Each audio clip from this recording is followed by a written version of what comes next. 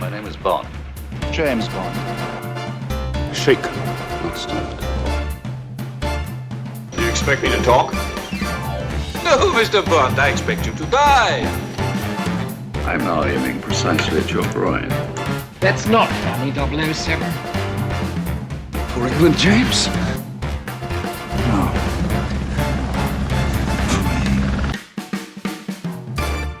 Hello everyone and welcome back to Enter the BondVerse, where we are going through every single movie in the James Bond catalogue. I am one of your hosts, Kyle. I am joined as always by my wonderful co-host Nathan. Say hello. Hello everyone. I have an Algerian love knot for each of you. So many. It's been a while, Nathan. It's been a few weeks. It's been been on vacation. We have been on vacation. We've been taking some much needed and well deserved time off, Kyle. It's funny you bring up Algerian love knots because you were working for the Canadian Intelligence Agency. Yes, actually I was working for Canadian Intelligence. Probably shouldn't be admitting that in the podcast, but however, I have had my debrief from Mark Carney. I've been to Parliament, and he's told me what's what and what's for, and no number of Algerian love knots will get me to divulge any state secrets. Well, you say that now, but you're so charmed by that guy who's been in things that I can't remember. I was very charmed by him in his lovely Russian apartment. I think he was with Agents of S.H.I.E.L.D. at some point, but I don't remember where. I didn't... She also was familiar to me, Corin. She looks like she's had her 5 seconds of Star Trek at some point. Of course, she's your co-worker. Oh, okay, you're keeping on the... But see, this is the difference between me and Kyle, ladies and gentlemen. Commitment to the bit. You have to always commit to the bit. I have to always commit to the bit. I was familiar with the actress from work. I've seen her in the office sometimes, and I think she's had her 5 seconds of Star Trek. Yes, very good. Anyway, Nathan, we're doing Quantum of Solace. We are. It's number 2 with Daniel Craig. We are. 2008. Yeah, it's a real 2008 movie, this. Oh, it so is. Someone watched Jason Bourne, and they're like, we can do that. Yeah, we can make one of them. This movie's fine. This is a very mid-tier Bond movie, in my opinion. You think this is a mid-tier Bond movie, Kyle? How dare you? I'll say this is like the least Bond-feeling Bond movie I think we've done so far. There's very little James Bondness in this movie. I completely agree with you on that front. I don't hate this film. No, I don't hate it. I actually think that this movie is incredibly watchable. And if you watch it in the headspace of it being like a revenge thriller to follow up Casino Royale's sort of suave romance, spy romance, I think it can work. I really, really, and again, maybe I've got almost 20 years of retrospect looking back on it now, right? But I just, it's definitely not very Bond-like, and it's more Jason Bourne. Yeah. It's got the quick snap editings. It's really a bit of a blunt instrument movie. But I still kind of... There's no gadgets in this movie. Yeah, I still kind of like it. It's fine. It's kind of just a generic action movie, in my opinion. It's not like... There's nothing like that really stands out about it to me. There's some good moments. There is some good moments, but overall I'm just like, it's fine. Yeah, it's fine. That's basically how I feel about it. Sometimes you get a lot of plots dumped on you all at once, and it's like just left to hope that you're following along, and then nothing happens for 5 minutes. We do start right in the thick of the action. Oh yeah, so that's good. Damn right we do. We do not start with a gun barrel, Nathan. Very controversial. Very controversial, yeah. But we're picking up immediately after where we left on Casino Royale. Bond is in a car chase in Siena. He is. He's going through the same mountain road pass that I'm sure they go through in the Italian Job. Yes, it does look very Italian Job-ish. Yeah, but it's good. It's very fast-paced. That's a lovely Aston Martin. He wrecks in the first 2 seconds. It's franchise tradition, okay? You gotta wreck the Aston Martin. Got to wreck the Martin. Yeah, he's driving at one door. He's been chased by these weird European sedan cars that surely they couldn't keep up with the Aston. But I guess he's not picking up the speed very much because he's driving into a quarry for some reason. Yes, no, he has to drive safe, you know? Yeah, okay. The first thing, as we mentioned, is that it's all edited like Jason Bourne, which I personally really dislike. By what that I mean, it's a lot of shaky cam, it's a lot of really quick cuts. It's very jarring to watch. I don't enjoy watching the action scenes in this movie. Oh yeah, it's certainly not an action movie for someone that gets headaches by looking at a lot of fast-moving images. Yeah. The film doesn't really give you a lot of time to breathe. No, it's at least not in the action sequences. Yeah, at least not in the action sequences, yeah. Which, like, it is a style, like, it's not like an accident. They're committing to that. I personally don't enjoy it. Yes, well, apparently the director of this movie was, like, one of 4 names that were being floated around for it. And he's not a fan of James Bond. Really? And interesting. Also, had he not seen Casino Royale before being offered the role, he said he probably would have said no. Huh. That really tells you where they were at with James Bond in 2008, doesn't it? Yeah, I think he kind of the Bond stigma, if you like. The Bond franchise is definitely known for, you know, its slightly camp adventure tourism-ness. Mm-hmm. That Casino Royale definitely kind of put an end to. I think what he liked about Casino Royale is it spent more time dealing with Bond as a character as opposed to Bond as, I don't know, like a self-insert for just wacky spy stuff. I think we said Greek hero last time. Yeah. Yeah. Well, I think that broadly holds true in this film as well. This is Sure. Okay, this film's about revenge. This film is about revenge, it's true. It's about what does vengeance get you when you see it happen, you know? Nathan, are you saying that revenge is a dish best served cold and all that? Uh-huh. Well, my Klingonese is a little bit rusty, but yes, I would say that. Uh-huh. I would say it whilst spinning around in a chair with an eye patch on. Very good. Well, it turns out that Bond has Mr. White in his boot. But Nathan, we have to point out, I think we said this already, but he's wearing a different suit. It's a continuity error and it makes the movie unwatchable, if you ask me. It is, yes. We've gone from, I think, some suit company whose name I can't remember, it begins with a B, Brioni. Uh-huh. And now we have Tom Ford, and Tom Ford, I believe, will do the Bond suits for the remainder of Daniel Craig's tenure. So get used to this look, basically, is what I'm saying. Yeah. I honestly wouldn't have noticed if it hadn't been pointed out to me because, like, I'm just completely suit blind. This means nothing to me. Different suit brands, they all look the same to me. Yeah, I think when I saw this movie in the cinema, and I think probably at the time I just wasn't really aware of suit changes either. Now watching it, I see it every time. I'm like, what happened? Did you like stop off somewhere and get changed? But you know, when I was younger, definitely didn't notice it at all. The very first time anyone watches this movie as well, it's not even immediately apparent. It's an immediate follow up until Mr. White gets out the boot. You only really figure that out when he opens the boot. Yeah. So like he's not even really thinking about it. There is one thing I want to mention though. So when he opens the boot and he looks down at Mr. White and he says, like, you know, time to get out, the camera holds on him for a beat before the intro starts, and it looks like they just like screenshotted the frame. It just I don't know. I just noticed it because it's not like I don't think the camera's still rolling. I don't think it's a moving image we're looking at. I think they freeze it. They just needed a beat for the song to start. Yeah, for whatever reason. That's an editing trick that I've used once or twice. Yeah, you know? you just freeze the frame to hold it a little bit longer. Yeah. Anyway, it just really pointed out to it. Just really stuck out to me, and I wanted to bring it up. But then we go into the Jack White and Alicia Keys song "Another Way to Die." Yep. What do we think of this song? Okay. So, the first time I listened to it in the notes, I'm like, I hate this song. I don't like it at all. It's I like the opening beat, like the main riff of the song. Yeah, the guitar riff. Yeah.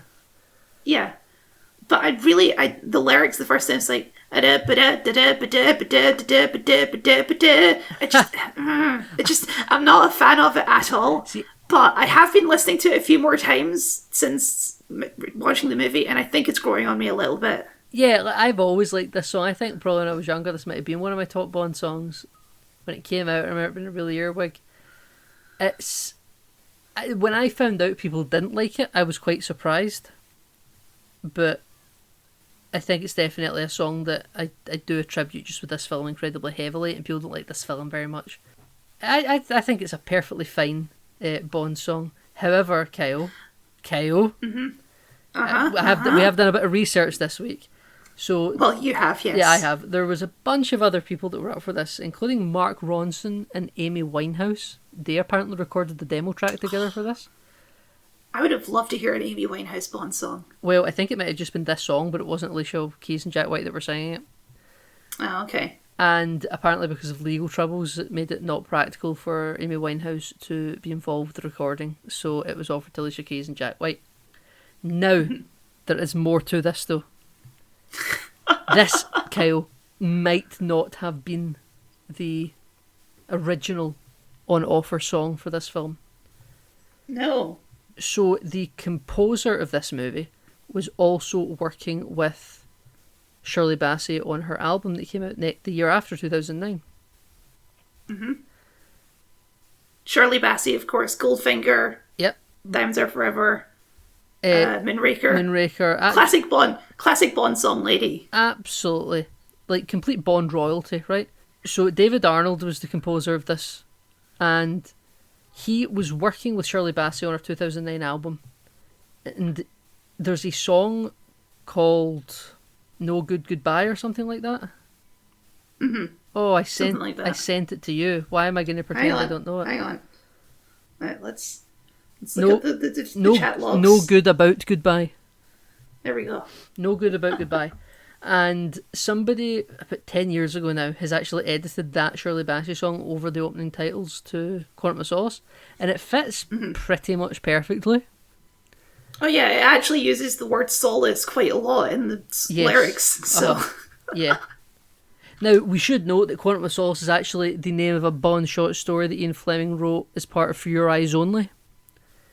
Yeah, that's basically the only reason it's called this. It doesn't have much to do with the name of the movie, other than the secret organization being called Quantum. It's attributed to apparently a quantum of solace is meant to be like, as long as you've got it, it means you've still got feelings for someone that you love, and when you lose that, if your quantum level, if your quantum of solace, if you will, Kyle, hits 0, it basically means the relationship is done and you feel nothing for them anymore.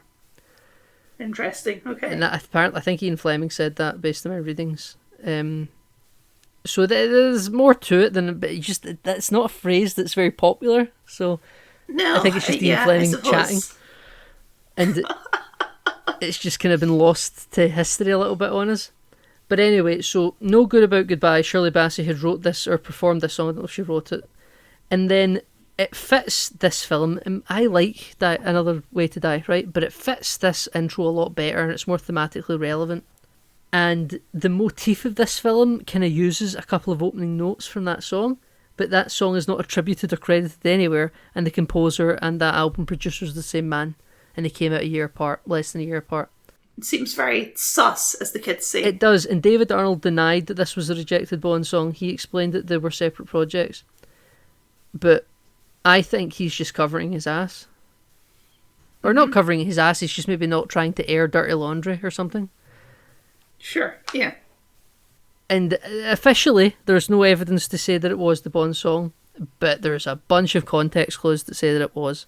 And I just think that if you've got Shirley Bassey's song ready to go, or not ready, maybe the truth is it just wasn't ready on time, and that's why they didn't go with it. But if you have like a Bond song that Shirley Bassey's got, surely you want that, you know? You use it, yeah. And yeah, I don't know, maybe the director's just like, no, that's too Bond. I don't want to use anything related to Bond movies. Yeah, well, he says he doesn't like using the Bond theme really at all, and so like that's why he doesn't drop it until like the credits. You know? Yeah. Also, this film was being in production during a writer's strike. So the head scripter, one of the scriptwriters of this movie was originally in Casino Royale doing like polish-ups on the script. He's a fellow Canadian of yours, Kyle. I think his name's wonderful. I think his name is Paul Haggis, which is that's a very good Canadian name. Yeah, he's from London, Ontario. Wonderful. Yeah, and he claims that he finished writing the script at like 2 hours before the writer's strike started. So it gave it no real time for rewrites. And the director of this film and Daniel Craig kind of worked on the script on set during production, which was allowed, but they couldn't hire a writer to like help. Yeah. And Daniel Craig has subsequently said that honestly he doesn't really even know why they went into production because Because you need a writer. yeah, he claims that he thinks that they just about pulled it off, and I think that's true, but he says it was an absolute... I would say we just about pulled it off. He said it was an absolute nightmare of a shoot, though, just because of that. But maybe if they had held it off, Kyle, we would have got this Shirley Bassey song. It would have been ready in time. Oh, what could have been? What could have been? No Good About Goodbye. What a Bond song that never was. We got Another Way to Die instead. Everyone should still listen to it, though. If you get a chance, definitely listen to it. So we come back from those opening titles, Kyle. We get an intro card, a location card. Yeah, we got one as well when we were in Siena, Italy. They've got custom fonts and stuff. Oh yeah, sorry, that's before the intro, isn't it? Yeah, that's before the intro. But we Yeah, get we're tons still in Siena, Italy. We Yeah. get tons of intro cards in this movie, and they've all got their own fonts and everything. But we're greeted to we're about to go into the interrogation of Mr. White, and we have Judi Dench is here. We have our personal Absolutely. bodyguard Mitchell, and we got a couple other guards as well guarding the doors and stuff. They have, for some reason, before they interrogate this guy, she's also briefing Bond on Vesper's boyfriend, Vesper from the last movie, of course, because we're doing continuity now. This is a duology. But yeah, so they think they found Vesper's body dead, like washed up, but then they did some research on it because they had a lock of his hair from her apartment, and it turns out that it's not him. And while M's not looking, Bond slips this information into his pocket for later. Yeah, he does, which is definitely we're going to come back to this story in a little while. A lot of while, I would say, but yes. It's it's definitely a bookend, isn't it? Yeah. But then we're off to interrogate Mr. White, and this scene is good. I like this scene. I like this scene as well. Because they're like, what organization do you work for? And he just starts laughing because he's like, oh, we thought you guys were like onto us. We thought you were tapped into our conversations, but you don't even know we exist. Yeah, he's like, it's great stuff. We're always looking over our shoulders thinking which MI6 spy's in the room, but actually you have no idea we're here. You guys don't know what you're dealing with, actually. You're so out of your depth. And then he says, we have people everywhere, don't we? Mm-hmm. And he looks up at M's personal bodyguard, who proceeds to shoot the other agent in the room. And then there's a quick shot of like a gunshot that goes off near Judi Dench, and it looks like she gets shot, but I think it... Yeah, there's a shot of her like flinching as if she got shot. Yeah, I think maybe it hit the like IV bag pole that she's next to, because that falls over. And then Mr. White definitely gets shot. And then it's a lot of shaky cam. You see Mitchell run away. Bond gets up and looks around, and he sees Judi Dench at the other side of the room walking out by herself. And then Bond looks down at Mr. White. Mr. White's lying unconscious on the ground, and and then Bond just decides to hoof it after Mitchell. Yeah. And we get a big Assassin's Creed-esque chase scene. Oh yeah, they're doing so much Assassin's Creed chasing. Yeah. Yeah, we're not quite out of the parkour area yet.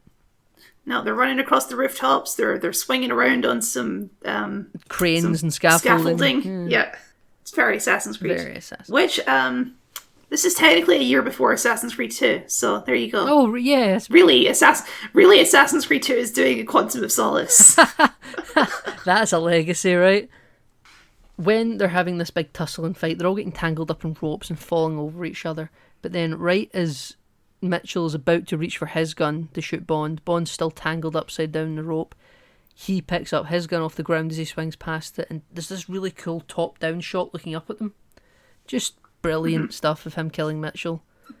And then I think after that, we kind of just cut back to Bond getting to the interrogation room again, and Mr. White's just gone. There's a little puddle of blood on the ground. Yep. And then it's time to cut to London. Nice rainy shot of London with a little title card in the road. M is mad. M is furious. Because Bond... We're going to Mitchell's Because Bond apartment. once again killed someone when it would be much more convenient if he didn't kill the person. But, this is just the situation that Bond gets himself in. This is just the situation that Bond gets himself in, yeah, you're right. So, apparently, Craig Mitchell has worked for M for 8 years, 5 as her personal bodyguard. She's found a bunch of stuff around his apartment that were Christmas presents that she bought him over the years. One being an ashtray, and Bond brings up the fact that he don't thinks that Mitchell ever actually smoked. And I was like, what kind of boss are you, Judi Dench? Do you not like talk to your team? Do you, did your secretary take the piss out of you and go, I think Mitchell would really like an ashtray when a member of his family just died of lung cancer or something like that? I mean, even if someone does smoke, I feel like an ashtray is a pretty crappy gift, I bet it was an expensive ashtray. I guess because we don't really grow up in smoking culture as much. Yeah. Maybe this was a big thing. Yeah. But it just seems like kind of an ashtray is a very utilitarian device, in my opinion. It definitely is, yeah. But I guess you could get nice statement ones. I guess so. Now, apparently there's nothing in his apartment after all this time that would link him to any sort of traitorous activity. They have no explanation as to why he did what he did. He just did it. M's very annoyed about Mr. White and about who these people are. Who are they? People, like you said, we have people everywhere, but that's such a widely used expression. Even florists say that. It doesn't mean they have someone working for them inside the bloody room. I'm gonna dispute you on that one, Judi Dench. I don't think florists do say we have people everywhere. That would be, if a florist said that to me, I'd be like, what? What the hell do you mean by that? I get what she means. I don't know. It's like if you go to the post office or something like that, florists are a thing that exists in every city. It's just like a widely distributed part of public infrastructure. Yeah, but there's not an international florist network. Oh, I bet there is. I bet florists have WhatsApp chats, and there's a florist convention every year in some big city where they all go and show off their flowers at flower shows. Yeah, there's totally some sort of infrastructure for florists. It just might not be a formal organisation where they all work for a franchise, but they're probably all part of it. I guess so. Okay, fine. It's a community, Kyle. It's about family, and that's what's so important about it. Now, Kyle, this organisation is totally Spectre, right? But you could say it's a spectre looming over MI6, Yes, Kyle, you might call it a spectre over the organisation. Because this is just Spectre, but they can't call it Spectre, right? Yeah, no, we're still not a few years away from getting the rights back. Yeah, we're 2 films away, but they just want to use Spectre again and call it Quantum. Which is weird, because the sort of international secret organisation does seem very campy Bond for a movie that doesn't want to be campy Bond.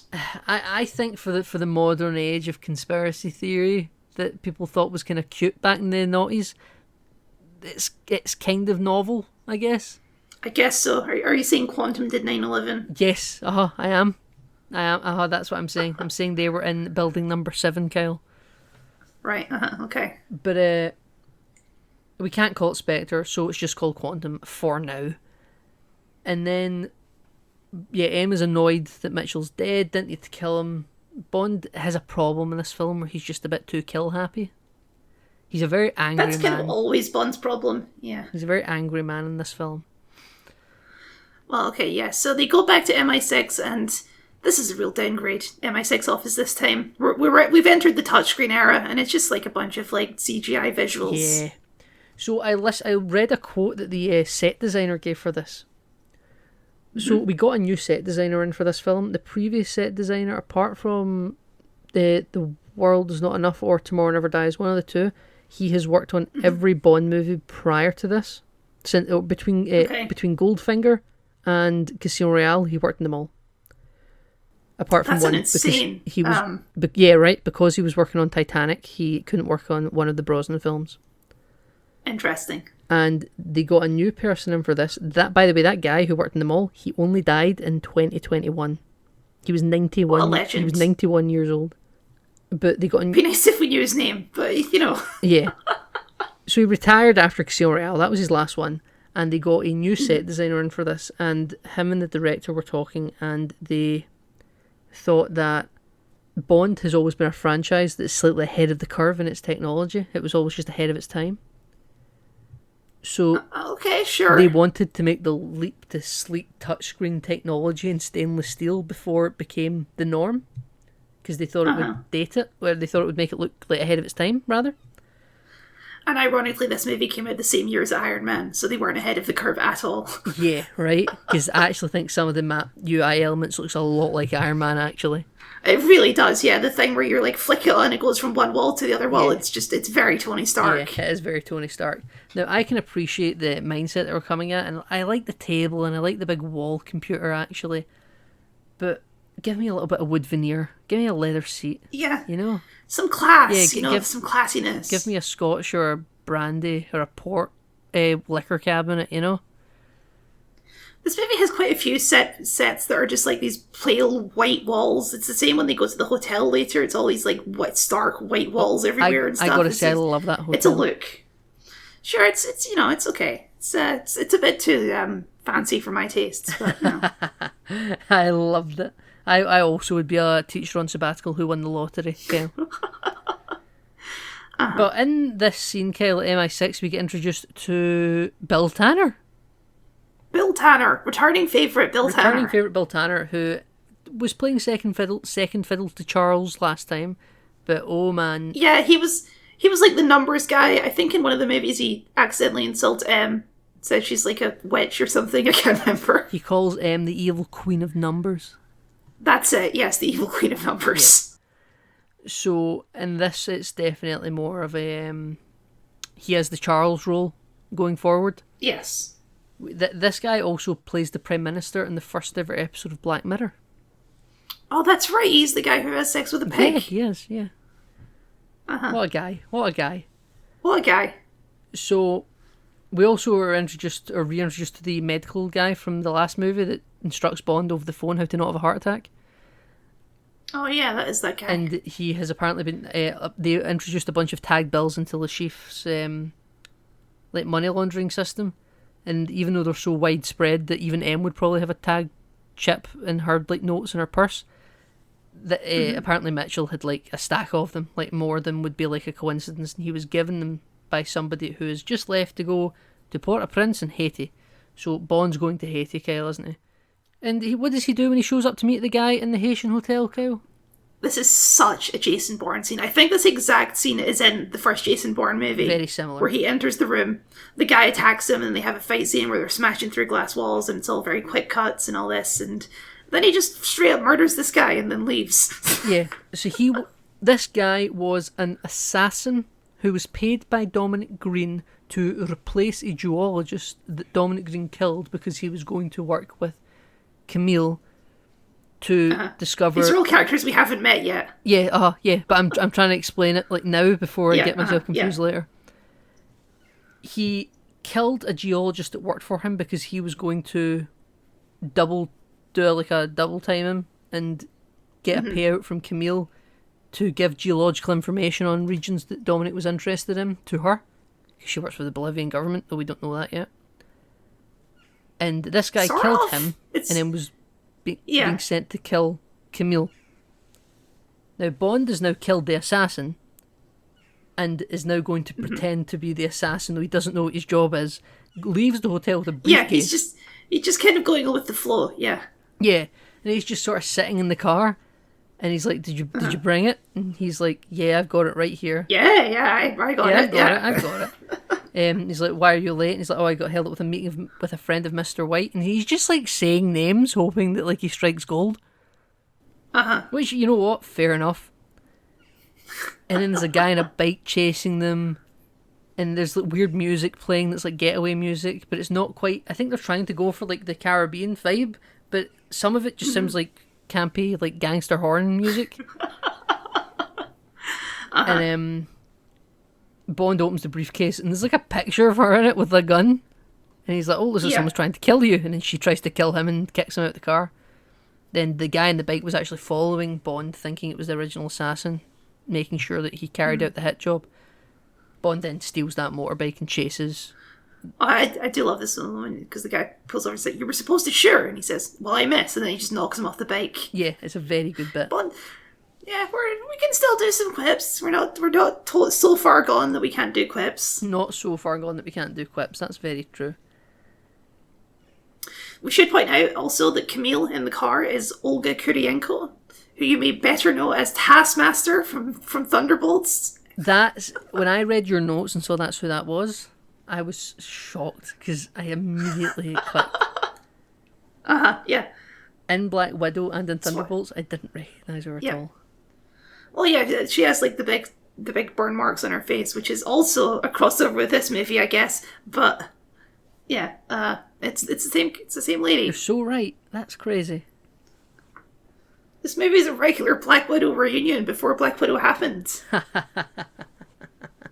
So yeah, Bond takes the bike and he follows Camille to like a fenced-off port where Camille pulls in to meet with Dominic Green, who is our villain of the piece. He's just a guy. Yeah, you're so right. He's just some dude that's like working. I don't even know what he's working on. Is like, what's he doing in that little office he's got in the port? They say later that he's like an environmental billionaire or something. Yeah. That's like his cover. Yeah. But it looked like he was like repairing a watch or something. I'm not quite sure what he was doing. I have no idea. Yeah, but yeah, he's I mean, he's a fine actor. He's just not a very imposing Bond villain. Yeah, I would completely agree with you there. So he's a real step down from Mads Mikkelsen, that's for such sure. A step down from Mads Mikkelsen. I tell you what, though, I do believe that Mads Mikkelsen's the type of guy this guy would get to hide his money. Sure, yeah. So this guy, Dominic Green, is stunned to see Camille standing over him because he just ordered. Because she's supposed to be dead. She's supposed to be dead. But then he kind of just hugs her and like is like, "Oh, it's so nice to see you." And then he walks her out to the port, sees the dead yawl just with a brick around his feet, probably at the bottom of the bay. He's like, "Tell me, like, is this the guy you're supposed to meet?" And she was like, "I only spoke to him over the phone." Like, she's weirdly like open about what she was doing, but he's also very sort of, whilst wanting to kill her, isn't just gonna get his own henchmen to deal with it. Yeah, I guess. Yeah, I actually don't know why he doesn't just kill her at this point. That's like, unless he like genuinely has feelings for her, I don't know. Well, there's a typical Bond problem of Bond villains not just killing Bond, right? I understand that that's a way, but this feels different. This feels like he's even more incompetent than your average Bond villain because what an average Bond villain would do is they would get their henchmen currently on site to deal with her. This guy is like, no, there's a guy coming. He will deal with you, but he's not here yet. Why? Yeah, and also he knows that, like, he kind of knows that Camille is just using him to get to this general guy. Yeah. So, like, I have no idea. It's like, hey, Dominic Green, if you know that, then maybe this lady is about to screw up your entire plan by killing this guy. I don't know. Absolutely. Maybe do something about that. So we look over the bay and there's a speedboat coming in. But just before that happens, Bond gives his phone number to Dominic Green's goon. His name is Elvis. Yes, he gives him a little. Yeah, he gives him a little business card. It says R Sterling, Universal Exports. Is that a new Bond alter ego? A new Bond alter ego. R Sterling. James. What do we think? Robert Smythe John. Robert Sterling. Robert Sterling, sure. Why not? So the guy calls it because he's like, "Hey, give this to that girl that just came in here," and he calls it to check, and it just is like a Universal Exports like spam number. It's like our office are currently closed. And but Bond gets the phone call, goes through to his phone, but it activates a tracker to any number that phones it. So Bond's like, "Good, I can tag them," or at least you can tag his henchman. If his henchman got fired, it'd be pretty useless. But during this, if Elvis was, during this, the general arrives on speedboat here, and he is a general or ex-general, some sort of deposed despot of the Bolivian government. Yes. And he wants to either return to power or go into power for the first time. I'm not clear. I have return to power written here, but I'm also. I think it's return. I think he was voted out by a new guy, and he wants to like stage a coup. Is the plan. Okay. So he needs Dominic Green's help to destabilise the Bolivian government, and Green has already apparently done this with the Haitian government on behalf of corporations. So Green knows how to topple governments with espionage sort of stuff. Maybe if you want a pointless patch of desert for helping you overthrow the country, maybe you should look into that patch of desert a little bit first, you know? Make sure there's nothing there. Even before he's got the land rights, Green's company has been building water dams there already to create a drought. Yes. But he's not in control yet. Because we think the film implies heavily it's about oil. Then in the third act, you reveal it's actually for water, and the film really wants you to think it's about oil because of things that happen later on. But apparently this general killed Camille's father and family when she was a kid. Yeah. Her father was a political opponent of his. Yes. And he apparently was also not a very nice man, but still Camille's father. And now Camille, so the whole reason for being here, she wants to kill this general. And Dominic's like, I'm going to let you take Camille with you, and you can do with her as you wish, and you can dump her in the water when you're finished. Bond sees all this happen from the edge of the dock, and he's in hot pursuit, and quite quickly seems to rescue Camille from the general. But Camille is raging. I have no idea how this... I think Bond only pulls this off with the power of quick cut editing, because I like, watching the scene, I have no idea how he does this. He, like, crashes his boat into the yacht, and then, like, jumps up and grabs her and jumps into a different boat that just happens to be there. Yes. It's very confusing. Yes, this is exactly what happens. So, during this weird boat chase, Camille gets knocked out hard, and... Yeah, she gets punched in the face by a raft. Yeah. And Bond flips some boats with hooks, so lots of cool sea stunts happening here. And then Bond takes her to a quiet port, hands her to like the guy at the port, and says, "Oh, she's seasick." Very good one-liner there, Bond. Yes, which is it's a good bit, but also, don't you want to question this lady? Yeah. Shouldn't you take her with her back to MI6? Get more information. Bond never takes anyone at MI6 apart from like Mr. White. Yeah, it's either kill them or just let them go. Maybe M would appreciate it if you actually brought in a witness for once, Bond. Yeah, because M's not happy that you killed that guy in the Haitian hotel. No, and you saw this lady like snuggling up to Dominic Green, so you know that she's like in deep. Yeah, exactly, right? So we cut to on a phone call with M, and looking for her to Google a Dominic Green. Tanner's there as well. And there's so many pull-ups, so many images, so many people with that name, but we eventually get the guy that's the CEO of a company called Green Planet, which is very original. Mm-hmm. And he, big, environmentalist, billionaire guy, and says, I'm going to call the Americans and see if they're tracking him. Well, they say, like, the documents are behind a firewall, so we need the Americans' approval to look into this guy further or something. Yeah. Well, let's see what the Americans have on him.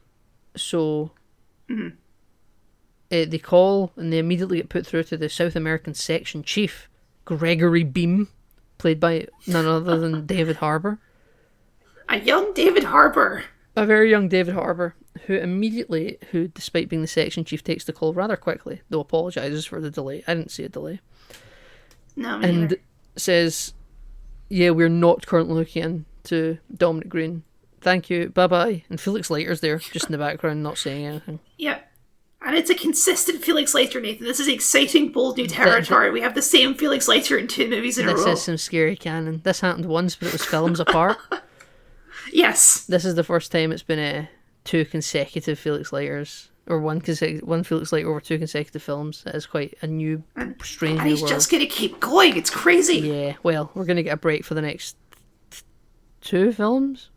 But he'll be back. Yeah, I know he's back at some point. He's back at some point. So, M says, they're looking into Dominic Green, and Tanner's like, but he just said that, like, he's not. And he's like, yeah, but I brought up the name, and she immediately put me through to the head of the section chief for the whole of South America. She wouldn't have known to do that unless we're tracking him, which is quite good deduction from M there. She's earning her paycheck there. Oh yeah. I quite enjoy that. Well, yeah, as we learn immediately after this, when Dominic Green walks onto the plane where David Harbour was sitting, it's like, oh right, they're just fully working with Dominic Green. Yeah, exactly. Which is a good twist, I think. That is a good twist. I also like the scene too because we have Felix Leiter in there, and he's doing this too, but he's not about it. He's a bit like uncomfortable with this situation because he's on the up and up. Oh, Felix Leiter, yeah. Yeah, he's not quite as corrupt as David Harbour. No, he's just there, kind of doing the deal with David Harbour, but he's like not on board with it at all. David Harbour's like his superior. This flight they're on is headed to Austria. But before it takes off, David Harbour and Felix Leiter get off. Gregory Beam and Felix Leiter get off. And Mr. Beam says that he needs to be sure that Leiter's on board, like for the sake of your career. I need to know that you're like playing the game here, because Felix Leiter openly says he doesn't think we should be doing business with these guys. There's also a scene where Dominic Green pulls out like a little phone screenshot of James Bond and is like, "Do you know who this is?" Yeah. And there's like a test, and Felix like, "No, I don't know who this is." And then Beam is like, "Oh, this is James Bond. Can't believe I missed that." And I just want to know, how does he know who James Bond is? I understand how Felix knows because they've met, but like, does Bond have a history with Beam? No, I imagine though, if you're like the section chief in the CIA of South America, you'll probably know some like high operating like spies of different places, especially allied nations. I feel like, I'm sure this has come up many times before, but that defies the point of a spy if people just know who you are. Well, like you say, it's come up many times before. Bond just, I know, like the US, they're not like antagonist nations of the UK traditionally, so maybe they've just, the files have been exchanged. Maybe Bond's got a reputation in the service and word travels, I guess so.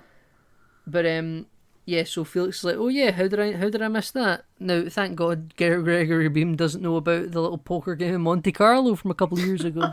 Right, a couple of years ago, from like last month, maybe.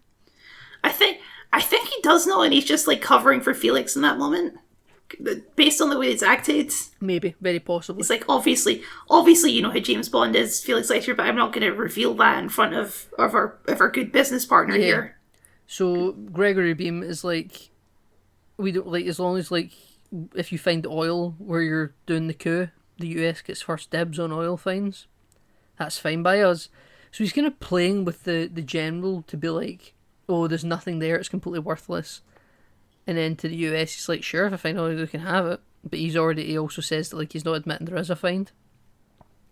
But he says he's done this in Venezuela and Brazil before. And yeah, we're getting into some real American imperialism here. Yeah, but if he's done this twice before, and twice before presumably he's done this for water and not found oil, why the hell are the Americans still bothering to do business? I mean, maybe he has just done it for oil before. This is like he's mixing it up this time. Maybe, but he says at that meeting that you got to get, like, we're doing this to get the world's most precious resource, which is water. I think that the film's just sort of red herring you with the oil thing, and then when it pulls out water, like you're Nathan, write your strike. It's fine, okay. That it mostly holds together. Listen, I do put that in my head as well when I'm thinking about it. Bond follows Dominic Green and co to Austria, which is where the phone tracker's leading. Mm-hmm. They're going to the opera. Bond locks into a guy who has his exact body type that you can steal a tuxedo from. Which apparently this opera, reading into it, and also implied by the film, is on like a floating island, like a raft that's built in like a lake in Austria. Oh, I didn't even notice that. Neither did I, but because he drives off in a car at the end, but apparently this is like a floating opera house. But Bond does steal a perfectly tailored tuxedo from somebody that fit his exact measurements. This entire sequence is just Bond getting insanely lucky. Like, he locks into finding a suit his size, he's looking at the balcony, and he locks into seeing one of the guys get, like, the secret under-the-table bags. Yep. He locks into that guy just getting into the toilet at the right time that he can knock him out and steal the thing. This is just entirely Bond getting extremely lucky. Yeah, I would agree. Everything's coming up Millhouse for Bond right now. Insanely lucky of him. But yeah, it turns out that Quantum, they do all their secret business meetings at this opera where they're all sat at like different places and they talk over the radio. Which, like, I get it, but also, like, what if you're like the guy sat next to that guy hearing them talk about business deals in the middle of the opera? I would find that a bit confusing. Yeah, you'd be like, who are you? The person you're sitting next to isn't responding to the thing you're saying. Like, are you just like schizophrenic? You're also talking about like shady business deals for oil, so I don't know. This doesn't seem on the up and up. Well, you're only hearing part of a conversation. You're not hearing everyone else in the discussion, so you probably don't really know what they're talking about. But if someone did this in the cinema, I would be fuming.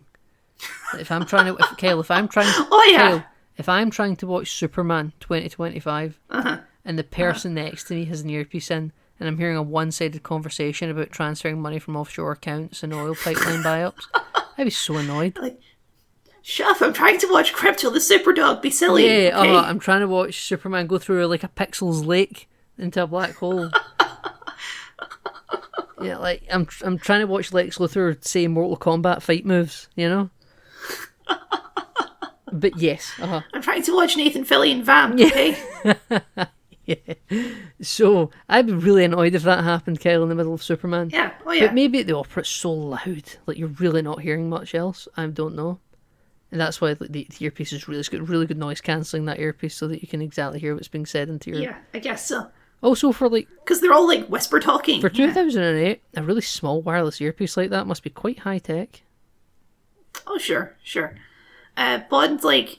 I do like Bond. He's like, you gotta find a better place to meet, which I agree, frankly. Like, this doesn't seem like a very good place. For it, the most secret organisation in the world, they're exposed shockingly easily. I think that this, if you do not luck out the way Bond lucked out, because it's definitely not through spy prudence that he found them. But also, this system, you can also other, just do it by, like, booking different rooms in a hotel, and then just, like, talking to each other in different hotel rooms. You don't have to go to the opera to do this.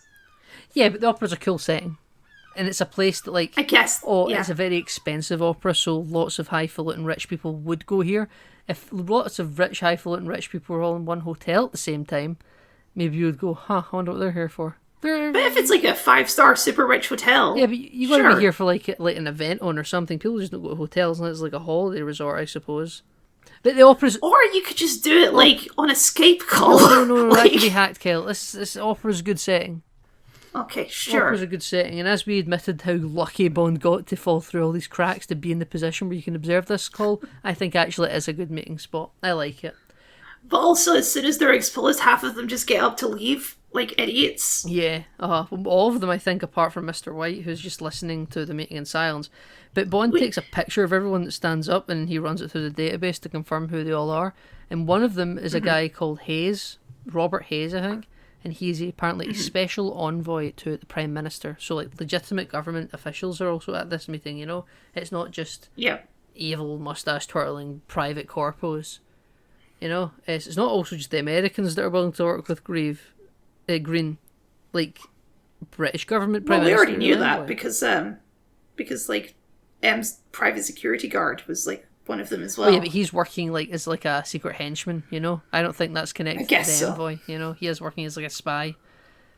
He might be. Maybe he was spying on MI6 for them. That would make sense with his position. I think he was spying on MI6 for Quantum, but I don't think that, like, he's working on behalf of the British government as, like, a double agent. No, I suppose not. No, I think the fact that the British Prime Minister has a special envoy at this meeting and Mitchell also working for Quantum are two completely separate and sort of competing things. Mitchell's there to the benefit of Quantum. The Prime Minister's envoy's there seemingly for the benefit of what the British think is their own interests, you know? But everyone gets up to go, Mr. White just sits there and he goes to, like, his partner he's with, he goes, some people just don't like the opera, you know? Also, we do cut to Dominic Green during this, and the actor for Dominic Green, he does this really great, oh shit face a lot of times in this movie, where he's like, oh no, this is bad, this is really bad. He looks like he's about to, like, shit himself. Yeah, he's a coward. It's very good. Yeah. But, yeah, so then, apparently, the themes of this opera that I'm not familiar with, they are vaguely related to the themes of the film. I'm sure they are, yeah. And... because they do a thing when Bond's escaping where they cut out the audio and you just hear the opera. It's very, very artistic, I suppose. It is very artistic. It absolutely is very artistic. Artism. And Bond picks up, like, kidnaps, like, a security guard that's there thinking that he works for Quantum. He's like, who do you work for? And the guy's like, piss off. And then, like, Bond throws him off a roof and lands onto, like, the bonnet of Green's car. Must be thinking that he's giving one of Green's henchmen back to him or something. And then they're like, is he one of ours? And like, no. And then he's like, why is he looking at me then? And Elvis. Should point out too that M specifically told him not to kill anyone. Yeah. So. Yeah. And then Elvis shoots this guy cold, dead, right out. Mm-hmm. So Bond then, M rather, gets a call from, like, the foreign secretary or something, and is like, Bond just killed, like, a member of Special Branch in Austria. Like, you need to call him in. Like, that's it. Special Branch, such a British name for a secret organisation. Yeah, absolutely. And Bond's not really listening to her, and she's like, no, you didn't hear me, you killed a member of Special Branch, we need you to come in. And then he's like, no, I'm not, bye. So they block his credit cards, track his passports, and Bond tries to fly out to follow his friend, Dominic Green and Co., to wherever they're going. Mm-hmm. And he's not allowed because his credit card's blocked. So he says, in a minute you're probably going to get a phone call, lady behind the desk, because that credit card's just been swiped here. can you tell them I'm going to Cairo? And the woman just complies. She gives a little smile like she's attracted to him and complies, instead of just going, no, that's not where you. Well, yeah. That's not where you said you were I mean, going. he gave her a cheeky smile though, so you know. Yeah, it's fine. Or maybe like he changed the travel plans in the moment, and she doesn't have any reason to link his line. You know, because he kind of walks away and comes back. But he actually is going to Talamone in the west of Italy, the west coast of Italy. Indeed. And we get we're reintroduced to an old friend. We get a little motif of You Know My Name that plays here, just giving it away, you know. And yeah, Kyle. Well, okay, I find this very confusing because it's Mathis. He runs into Mathis. Mathis has been let out of jail because apparently he wasn't a traitor, even though in the last movie Le Chiffre said that Mathis was his friend. I've always interpreted that as, even back during Casino Royale, I don't just mean with this film's added context, I've always interpreted this as him covering for Vesper. I guess so, yeah. I think he doesn't want to give away the game with Vesper. But anyway, so Mathis isn't a traitor, so the British government bought him a villa to apologise, and he's now living retirement with his partner, I don't know. Something like that. Apparently he buys cheap shite white wine.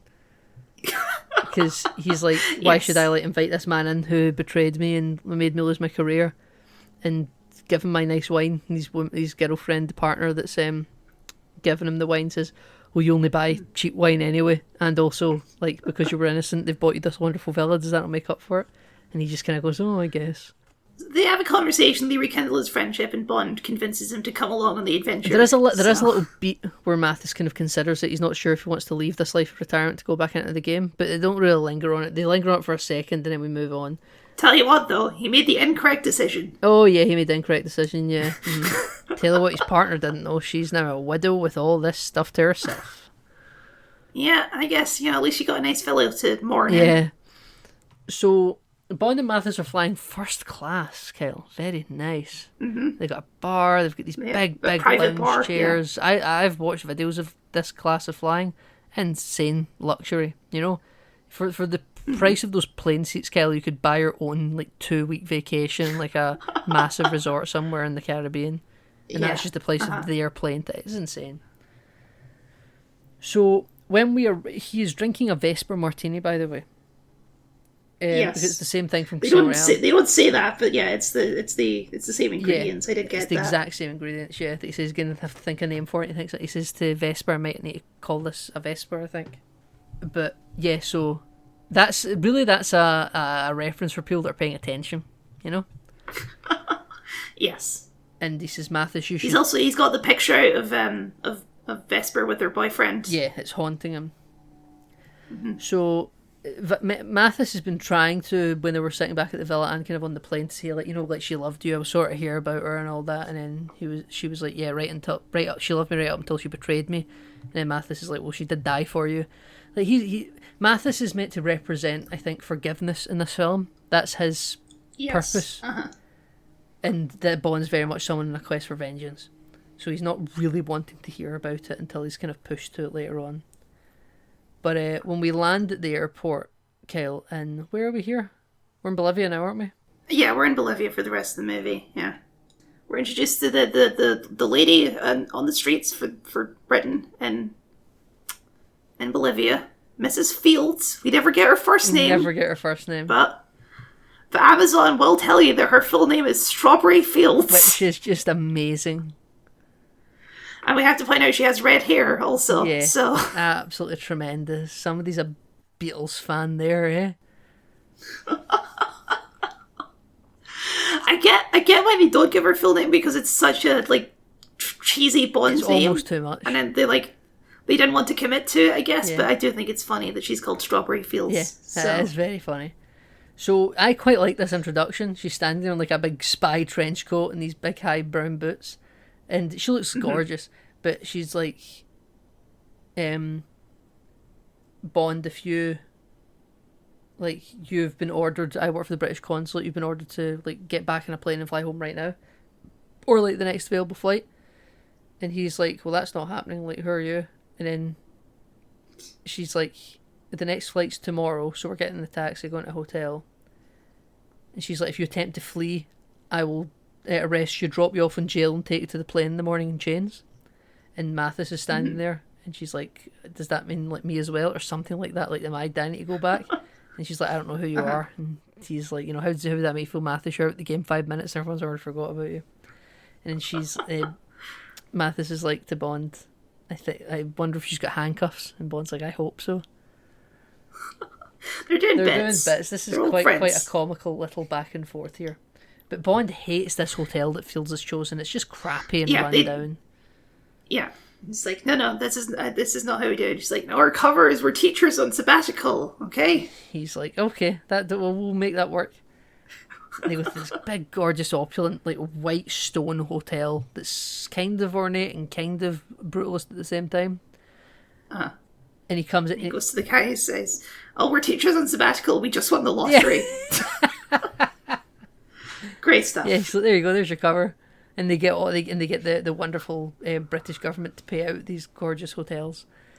Yeah, and Strawberry Fields put up a truly awful defense against Bond's charm. She doesn't last 5 minutes. Yeah, they go into this big room. They apparently must share a room, but Mathis gets his own room. And she just kind of stands there in the foyer of the suite, and Bond goes out the bedroom and looks around. He's like, I need your help finding the stationery. Right, okay. And then Fields gives a little and then we just get a cut with her giving a look. It's like, well, I guess I'm going to sleep with James Bond now. now. Oh, that's just that was going to happen. Then we cut to Mathis coming to the door a couple hours later, and Bond's shirtless, and he's got an invite to one of Green's parties tonight called Green Planet. And Mathis will be there soon, but he's going for a drink with his old friend the Colonel, because apparently the reason he got invited to Bolivia is because he was stationed here for 8 years and he has contacts still here that could help Bond. So he's away for a drink with his old friend the Colonel, and we go back into the bedroom where Bond and Strawberry Fields are getting it on, and we got to find the dress for Strawberry Fields to wear tonight. Yeah, because she's just on the mission now, because she's been charmed by James Bond. Yeah, she's been charmed by James Bond, yeah. She's like, how much I hate myself? He was like, I think you hate yourself quite a bit, actually. But yeah, they go to this party. Camille's there. Camille is there. She's pretending she's still in a relationship with Green. She messes up one of her business deals. And there's this really weird exchange where she's like, oh, are you going to kill me by throwing me off the ledge? And Green is like, yeah, probably. And then he starts to do it. And it's like, well, what did you think was going to happen here, Camille? Yeah, because she's like, to some people that are like signing over checks, because it's like a charity night for him to get funding. He's like, what about She's like, oh, haha, this guy messed up my entire country with his deals. This man here, handed over, logging rights to a land that he acquired, even though he's about conservation, and all the trees went, ain't that nice? And they were all looking at him really awkwardly, and Dominic Green's like, excuse me. And he's like, you lost me a lot of money just now. And then, he's like, you're going to push me? And he's like, well, you've been drinking. Somebody could say that you slipped. And then right on cue, Bond shows up. She seems to think she's seducing him or something, even though she's clearly not. I don't know what her plan was here. Yeah, I think she thinks that she is a spy, as we find out later on. Maybe she did have more of a plan than we think, and we just never got to see it play out, because Bond keeps coming to save the day when she's in the middle of doing something. I guess so, yeah. But Bond does take her away. And then Elvis is chasing them down the stairs to, deal with it, I guess, because Elvis decided to do something, and Strawberry Fields is coming up the stairs out of nowhere and just decides to trip him up. It's good. It's a good place. I assume it's what got her murdered, though, unfortunately. Yeah, she's like, my gosh, I'm so sorry. Yeah. This Elvis done the whole thing without even seeking Dominic Green's permission. He was like, yeah, I'm going to paint her in oil. Yeah. Well, yeah, okay, so Bond and Camille get in a car, they do some chatting, but then they get pulled over by the cops, and Bond's like, oh, they probably worked for Green. Yeah. But then they're like, open the boot, sir. So he does. Like, why would you want me to do that? Oh my goodness, it's Mathis in there. Yeah. Yeah, it is. It's Mathis in the back seat. Who at this point isn't dead, which is crazy for what happens next. It's like he's been drugged. And then the police pull a gun on Bond and get him out of the trunk immediately, get him out of the boot. And he goes to pick him up. Bond, on instinct, uses Mathis as a human shield and just gets him killed. Is that what he does? Because I'm not sure. Yeah. Because he gets shot. No, he flips him around so that he's in front of the bullets. No, but they don't pull the gun yet, so they pick him up, and then Bond brings him round to see if he'll stand up. And then when he does that, that's where the police then notice that he's still conscious, and then they pull the gun, because I think it's all a fix. Is that what happens? I thought they were just going to shoot Bond, and then Bond like flipped they him were around. probably going to kill both of them, to be quite honest with you. It's just that Mathis tanked all the bullets before Bond could respond really quickly. I don't know. It just reminded me of the running gag in Austin Powers where he has the guy in his boot that he keeps pulling out as a bullet shield every single time. Yeah, that's a funny bit. Though that was pre this, so it's not that. It was pre this, yeah. But that's all I thought about in this scene. Even though this is supposed to be a very tense, emotional scene. I think this is a really nice scene, actually, Kyle. I think that it's a needless death, but I think that they sell it really well. You know, it's like a death I really regret happening. Maybe for the film it was necessary, but these cops were definitely corrupt, and Mathis's old friend, the Colonel, seems to have sold them out.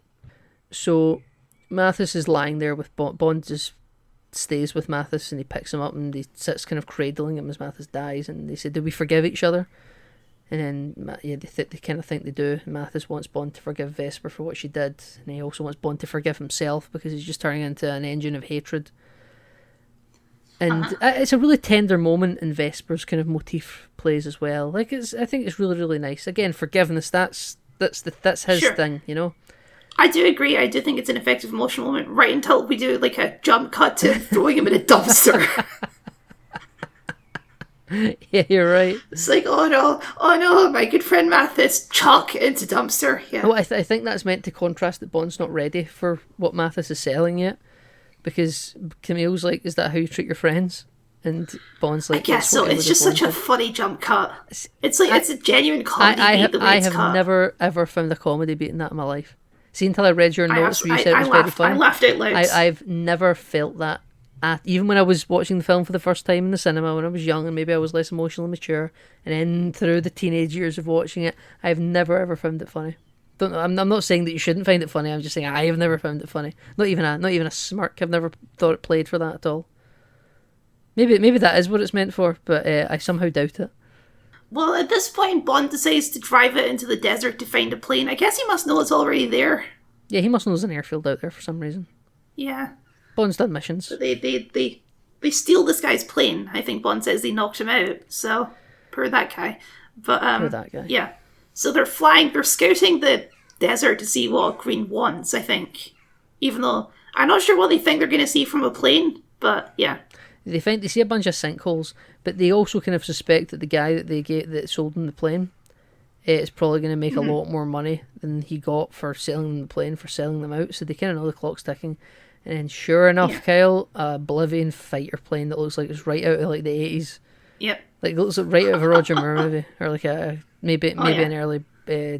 Was expecting them to fly in with Bessie? Yeah, comes right out, and you hear it buzzing about, and it kind of does shoot them down in the end, but not after Bond like fakes it into crashing into a cliff or something. I can't really remember what happens. Yeah, I don't know how he does this, but they're like flying close to the edge of the cliff, and then Bond does like a harsh turn, and for some reason the guy in the much more nimble plane just flies right into a cliff. Yes, absolutely. But yeah, they have to bail. They got one parachute, but they open it just in time, even though I think you need to open a parachute a little bit longer than that for it to break the fall, but fine. There was an updraft because they're falling down a canyon, whatever. Fine. And this is where we find out that, Camille was in the Bolivian Secret Service, and she's been working this because the Bolivian government, that are apparently, they must be suspicious in some level of Green, and they don't trust that general guy's not in cahoots as well. Yeah, I think she's mainly investigating the general guy, but they know that he has a connection with Green. Yeah. Bond also in this scene kind of implies he's doing this because a Green tried to kill a friend of his, who they're implying is M, which isn't why he's trying to do that at all. No, it's not. It's very... I do like the line though, where she's like, "Oh, is it your mother?" And he's like, "Oh, she likes to think so." Yeah, very good. Which plays into what we've said before about thinking that this is more of a maternal relationship than the one between Judi Dench and Brosnan. But it is a fun back and forth. But yeah, Camille also reveals that she wants revenge on General. I can't remember his name. I never noted it down. Was it? Sorry. General Medrano. General Medrano, and she wants revenge on him because she murdered her father, and there was things done to her mother and sister. Implication obvious, yeah. And apparently her dad he was part of the military junta in Bolivia back in the day, and he wasn't a very nice man either, but he was still Camille's father, and the general murdered him, and then committed violence to... Yeah, and also then burned her house down with her still With her inside, still inside. which is, considering what that means, her burns are actually not like that severe. You know, she just has like a little patch on her back Yeah. of a burn mark. Yeah, they should have gone like Taskmaster on her. Yeah, absolutely. Yeah, she should look like Taskmaster. Yeah. Yeah. Maybe this is like, if this was a Brosnan movie, she would look like that. No, she wouldn't, because she's a woman. Nah. Nathan, you can't have a woman looking ugly in a movie. Nah. Not in 2008. Nah, if it was a Brosnan movie, they would have. There's no women with scars in the Brosnan But they also have a movies. guy with diamonds wedged in his face. Yeah, but that's a guy. That's a different thing, Nathan. Okay. Remember they take Electra King's earlobes off? Yeah, and that's as much as they're willing to commit. And also, she's wearing a thing the entire time, so that's not like a thing. Yeah, but I think they could do it. Anyway, so Bond notices that this like canyon they're in that's sort of underground with sinkholes above it is actually Used to be a riverbed. riverbed. Because Bond is for some reason an expert geologist. I couldn't identify a riverbed just by looking at Bond's it. been around. Maybe you can tell they're soft I guess rocks. so. And it's all dammed up apparently because Green, despite not owning the land, has been building dams to create a drought. Or maybe he's just building dams anywhere, even land that isn't his, because again he wants to create a drought. Now this is kind of where they discover this isn't for oil, it is indeed for water. And somehow there's a sequence of them walking across the desert, going to a little town that's droughted to hell, getting on a bus, somehow making it back to the big fancy opulent hotel. And there's a letter behind the concierge desk, and the concierge is horrified to see Bond and this new woman he's suddenly with. And it's like... Well, I did want to say, I do really like the shot of them walking across the desert. It does like a fade cut. It's just a very like, that whole sequence is very old Western. I just really like it. Oh yeah, there is style used there. You wouldn't get that in a Marvel movie, Kyle. How dare you? Say what you will about this film, it's certainly not cookie cutter. But they make it back to the big fancy hotel, and this concierge is just horrified to see the state that Bond and this new woman he's with is in. And he's like, oh, your wife left you a message behind the desk. And it's just like, okay, thank you, I'll take that. And it's just one big word like written with like a fisted crayon that just says run. And I would have thought the concierge would have probably saw that because it's not very subtle. And went, Also, if she had time to write a note for the concierge, she could have just written it normally. Surely she didn't have to write it like she was kidnapped. yeah, exactly, right? Lots of questions left unanswered about this. But Bond gets up to the hotel room and tells Camille to wait outside, wait downstairs, stay here. And he goes up and he sees M and like an MI6 like group there, and he's like, "Oh, so this is what she." It's a good twist because he's thinking, "Oh, there's going to be an ambush up there. It's going to be like a murderer waiting for me." But then it's M. And it's like, "Oh, it's." And you. it is kind of a double twist. That's what. It is kind of a double twist. It's a double twist, yeah. But yeah, it's good. It's good. And Bond's like, M's like, you know, that where the hell have you been? Blah blah blah blah blah. Everyone's just getting hurt, and like it's about oil. And Bond's like, well, that's a twist because there isn't any oil. Like, it's not about oil. And then she's like, you just don't care who you hurt anymore, do you, Bond? And he looks through to the bedroom with his like Venetian blind doors, and there is Miss Strawberry Fields, completely covered in oil in the exact same pose as Jill Masterson from Goldfinger. Just Yes, apparently her lungs are also full of oil. So her just completely naked, covered in just black oil on top of white sheets. Actually, I think a really nice homage. Like it's disturbing, but like it's a visually, I've always thought it's such an iconic shot. it just feels a bit like too much for what this movie's going for. It's too far into the Connery sort of stuff to do this. I don't know. You could see that this was a form it of like seems torture, and I guess it just seems too dramatic for Dominic Green and his henchmen. They seem more the type to just shoot someone. His henchman name's Elvis. Like he has a stage presence, you know. Yeah, but he's not like dressed like Elvis though. He's just called Elvis. Yeah, I buy it and don't put too much thought into it. Bond was going all night. You know, there was plenty of time for them to do this kind of torture to her. Maybe they drilled her for information, and she just like I could picture it being quite a horrific death actually, because they probably poured it in her mouth and then like painted her in it. Mm-hmm. But I just think it's a gorgeous shot because it's just iconography from early in the franchise's days. Like I can't say it's nothing like Connery because it's a direct rip from the Connery era, But I think I that guess, it works in this film for what it is. We don't linger on it too much. It's like a lot more of a close-up shot. And it really helps with the sort of misdirect that maybe it is about oil. But yeah, so M is... Oh, there is a cut. There's a cut we missed this there where M is called into like the Ministry of Affairs office in London or something. Yeah, sure, we did miss that. And she's like, oh, we have to investigate Green. And this guy's like, no, we don't investigate Green because you're just making shit up, M. And he says, oh, we could be doing business with a villain. And he says, if we refuse to do business with villains, we'd have no one to trade with. Yeah. Which is, it's a bit of commentary there, Nathan, about the state of affairs, isn't it? It's a very interesting line, because when I was reading into this, apparently the director didn't want to make this film too political.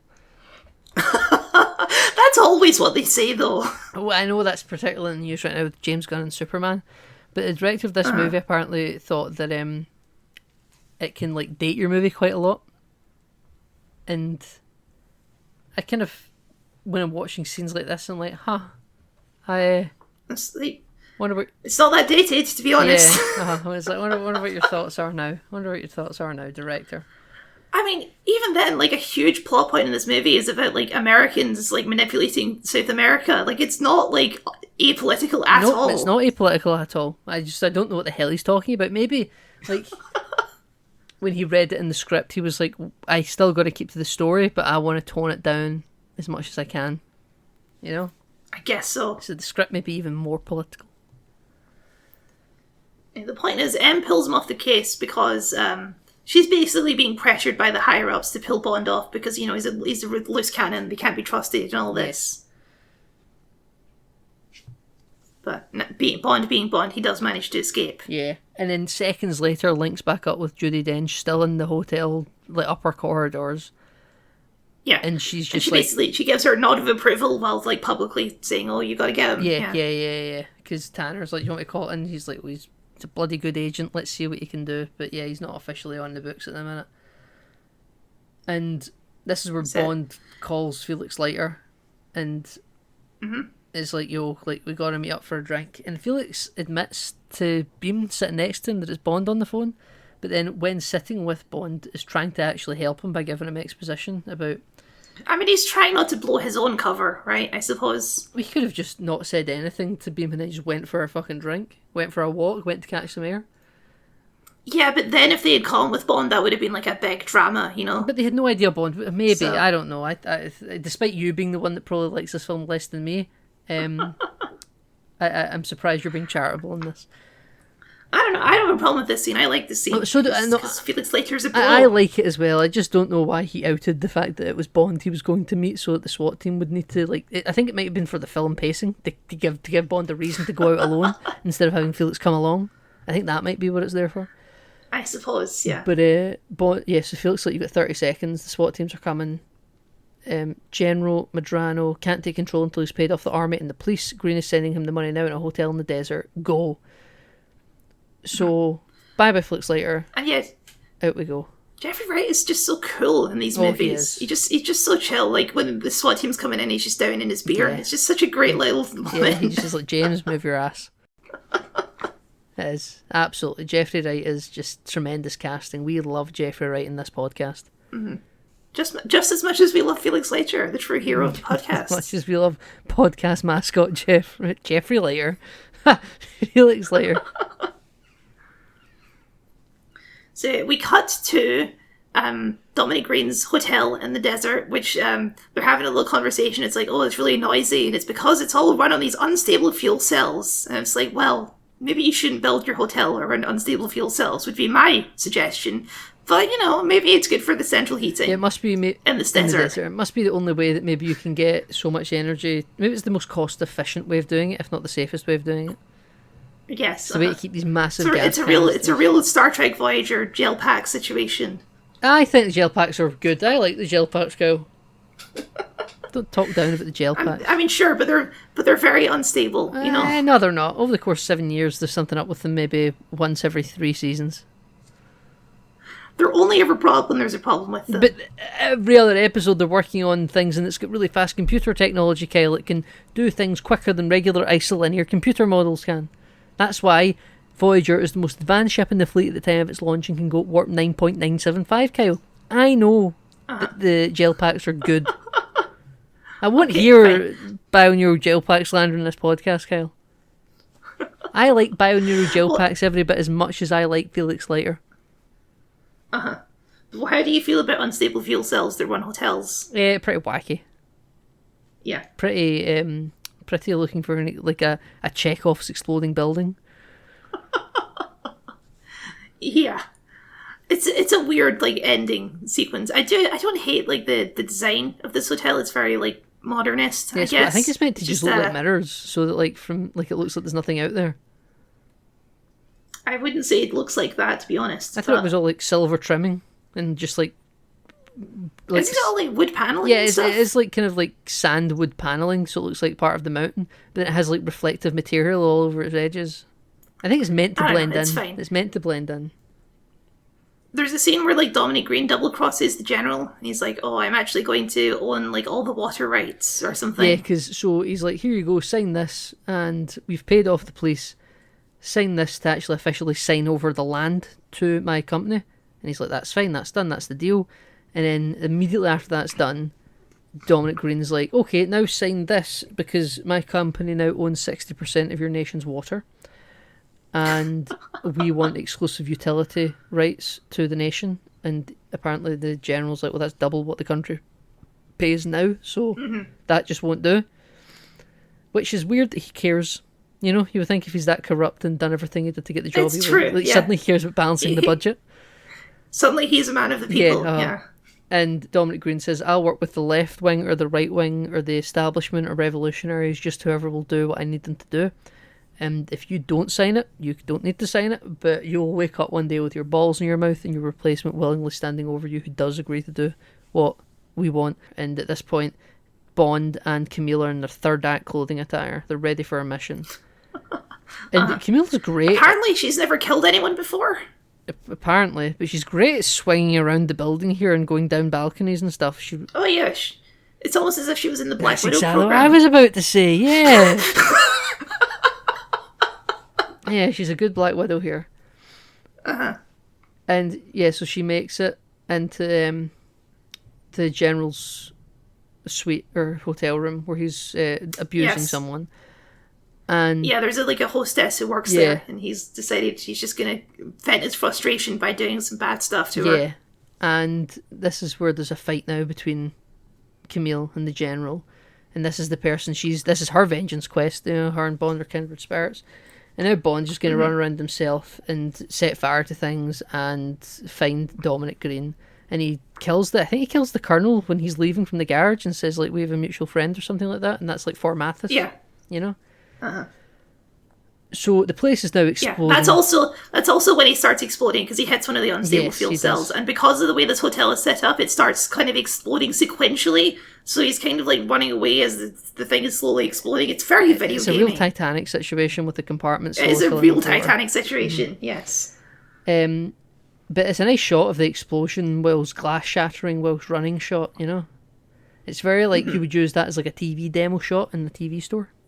A lot Yeah. of dynamic action happening. But He ends up in a fight with Dominic Green, which is like the most unbelievable part of this movie that Dominic Green has any chance in a fight against James Bond. I think this fight does a good idea of conveying the fact that that's correct. He doesn't, because he's a real weaselly fighter. Like, whilst it looks like Bond is barely trying, Dominic Green is giving like a tooth and nail fighting. You know, he's like swinging, you know? Completely ineffective. Bond would win this if everything wasn't collapsing around him. And then he does Well, I get suppose he does eventually get an axe in his own foot. Yeah, so, exactly. Right, he eventually, like, he's just a complete inept fighter. And then just as he's hanging off the edge about to fall into like a pit of fire or something, a gunshot goes off, and he's like, looks like you lost another one. Yeah. I think he's just trying Well, to play I with will Bond. say, I think the standoff between Camille and the General is very good and very tense because she's like on the back foot in that fight because he's just like this massive man who's like twice her size. Yeah. And she's like just stabbing with broken shards of glass and all Yeah, this. she is trying to Black Widow around him, but like only having so Yeah. much success. But then she does get to the gun. She does manage to get the shot, yeah. And then, but Dominic Green decides to just pretend that conclusively means that she's dead, because that was the only person that ever has a gun, apparently, was the General, for some reason, in his mind. Also, does he even know that she's there? Good point. It was a very good point. Never even thought of that. Yeah, maybe he's just now saying that for no reason. For all he knows, the general just committed suicide. And he's like, looks like you lost another one. Yeah, so Bond, he drags up Dominic Green and goes to rescue Camille. And another scene which I like, sort of, because she got her man, but she's like got fire trauma, so she just sort of regresses into a little kid. Yeah. Which is quite, I don't know, I think it kind of works. Yeah, it's quite a scary, touching moment, and then Bond's like ready to like do like a murder-suicide on her, like shoot her and shoot himself or something. Yeah, I'm not sure what that was about. Well, it's because she said that this is like, please not this. She's like begging not to die in a fire. But yeah, one of the unstable fuel cells is exposed on the wall, so he blows out the wall and they manage to escape that way. Yes, and they get out and the tensions. Deus Ex unstable fuel cell. Yeah. So, and somehow in like the 2 minutes this scene must have taken, like Dominic Green has made it like 10 kilometers out into the desert. I imagine they had to go down to the parking garage and find a Jeep that still worked and get the key. I imagine that this could have taken them a few minutes, you know. And Dominic Green's just like fucking booking it, you know. He's going at full pelt with the one foot that's still properly working. And yeah, so we catch up with him in the Jeep, and apparently at some point, because he's going to leave him out in the desert. We cut a scene here because Bond catches up to him in the car, and then the next we see is he's already in the boot of the car, and Bond has already questioned him. And Bond is just driving him out to the desert now. So we like cut a scene out of him actually getting the information out of Dominic Green. Right, I didn't quite note that, but yes, you're completely right. I thought he just caught up with him and then gave him like a can of oil. I forgot that he kicked him out of the boot, so he must have already got him. Yeah, so I wonder why they cut it. They must have cut it for pacing, because also this director said he didn't want a film that was the same time as Casino Royale. Casino Royale is a really long film. I wonder if they cut it because they weren't like entirely sure what Dominic Green was going to tell him in that moment, and that was going to be decided in like the sequel of like, oh, here's the information he actually gave him. Apparently, they shot a scene where Bond kills Mr. White and kills Hayes, who's the Prime Minister's special envoy. They shot those scenes. They then removed those scenes because they weren't sure if they wanted to follow up the Quantum story in a future film. So it is true that they might have not quite known what they wanted to give up about Quantum yet, because they thought they might be following this at some stage. Because they probably didn't know what Skyfall was. They didn't know they were going to get the rights back to Spectre. That's my impression of the scene, of why we don't actually get any of that information. Yeah, you're not wrong. You're not wrong. I would take that impression as well. And it kind of works, I guess, because it helps save the Spectre reveal a little bit. Because I imagine that Green would probably give up some hints of that. But then he's like, yeah, okay, so yeah, your people will know that you spoke. Even if they don't, they'll probably assume that you did. They're going to come for you anyway. I'm just leaving you out in the desert. Here's a can of motor oil. I bet you make it 20 miles before you even consider drinking that. And we just drive off and we leave him there. We say our goodbyes to Camille. She's like feeling kind of empty and hollow because she has her vengeance now. Yeah, she doesn't know what to do. And Bond's like, well, you could help dismantle the dams around Bolivia to restore water to your nation. I bet somebody that used to work for Green Planet would probably be very helpful in that. And she agrees, and she's like, that's a good idea. And then they share a kiss goodbye, and Camille says, I wish that I could release you from your quest for vengeance, because she definitely doesn't feel fulfilled. Yeah, it's an interesting kiss, because Bond kind of initiates it like, oh, maybe this is going to work, and then they do it, and it's like, oh, this didn't actually do anything at all. Okay, bye-bye. I think it was meant as kind of an empty gesture, like it's just like they've shared something really intense, and that is a goodbye kiss, I think, in the true sense of the word. I think Camille's a really interesting character. I think you said you would watch a spin-off. I honestly don't think I would. I didn't really... I liked her in this film. I don't know. It wasn't that interesting. I liked her. I was going to note there, is she one of the only Bond girls who doesn't sleep with Bond at the end of the movie? Trying to think. Because that's a pretty small list. It's a very small list. That's why you brought in Strawberry Fields, you know? Yeah, exactly. Well, I guess he doesn't sleep with... that's a spoiler. I won't mention it. You haven't got there yet. You're talking for a future movie, right? Yeah, you haven't got. I would just tell you, but like actually no, we'll just save that for a future film. Thinking of the movies we've done so far, I guess he never slept with Moneypenny, but that's like the whole bit. Yeah, he never slept with Moneypenny. Yeah.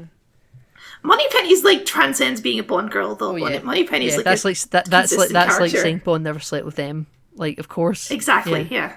Like 18-year-old skiing lady that was obsessed with him. That's true. Good on him for Good that. on- Yes, good he on- did turn her Good down. on Roger Moore. I've got a feeling that was more Roger Moore than it was Bond. Yeah. Roger Moore's like, you want me? No, I'm not. No, we're changing the script. I'm not sleeping with a 16-year-old. Yeah, so there is a history for this, you know.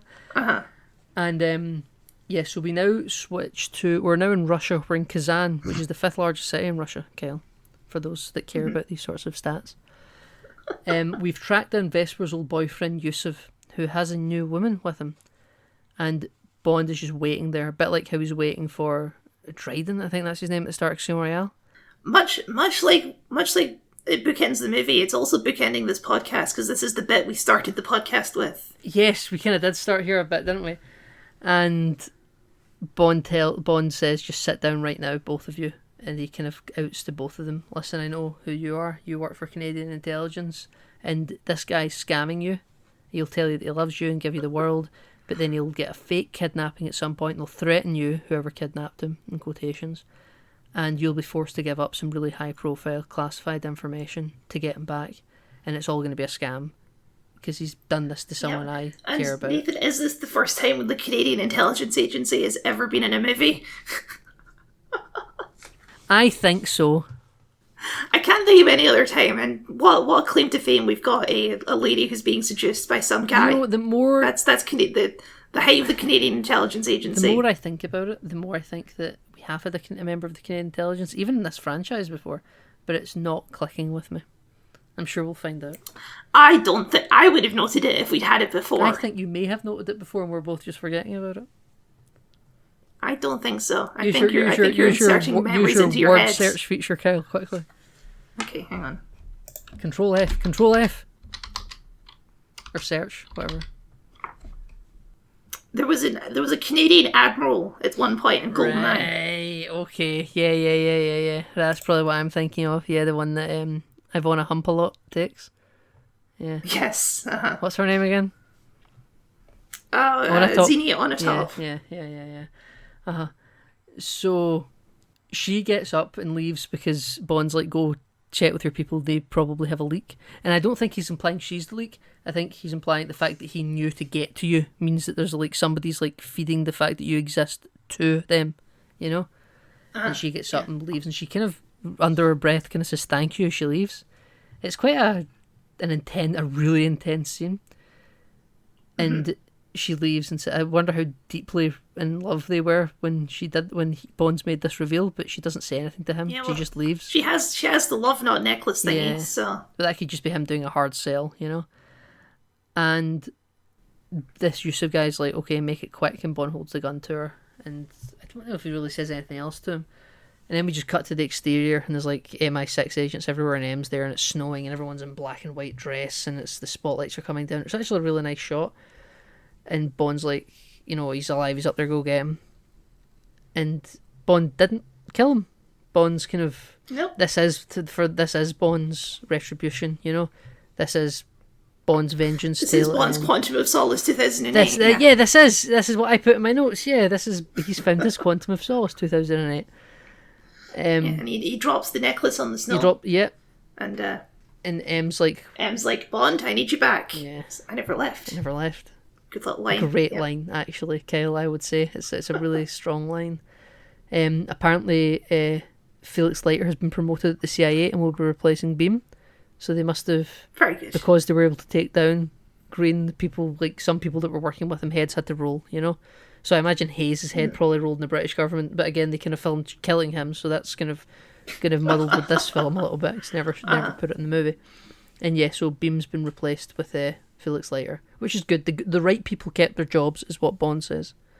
He also mentions earlier in the movie about Fields, when they find her dead, that put it in your report that she held the highest standards of like discipline and she was brilliant at her job. Put that in your report. Like he showed extreme bravery. Yeah. So Bond does have a heart of some description. Yeah. But yeah, so Bond walks away into the snow, and we fade to black, I think, and then we get hit, Kyle. What did we get hit with? With the Bond theme, and then a guy like walking in silhouette as a Kyle, circle tracks Kyle, him. it's a classic gun barrel. It is a classic gun barrel. It's been 2 whole movies since we had one of these.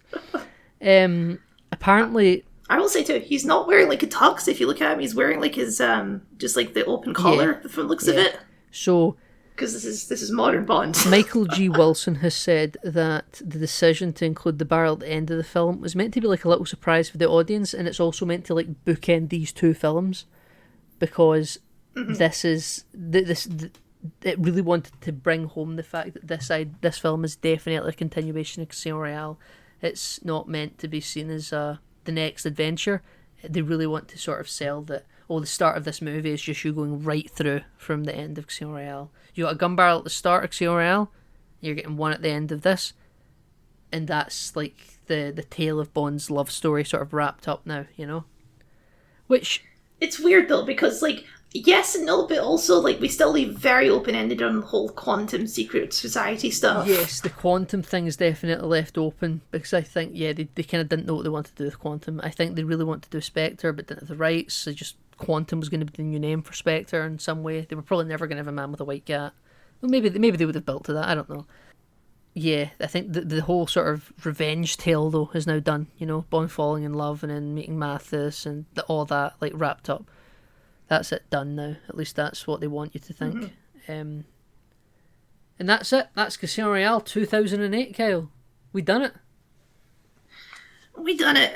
It's fine. It's like, I'm not very excited about it, but you know, it's okay. It's not the worst. Yeah, that's how I feel about it. And I think that I probably would never think, I want to watch a Bond movie.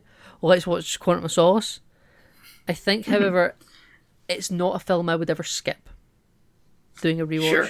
Though there are some Bond movies I think I would just skip. But this ain't one of them. I think I would, if I'm doing like a Bond rewatch, I would include this. It's very watchable. Very watchable. Not as, I think it is overhated, I gotta say. Yeah, this one does get a lot of hate. It gets a lot of hate.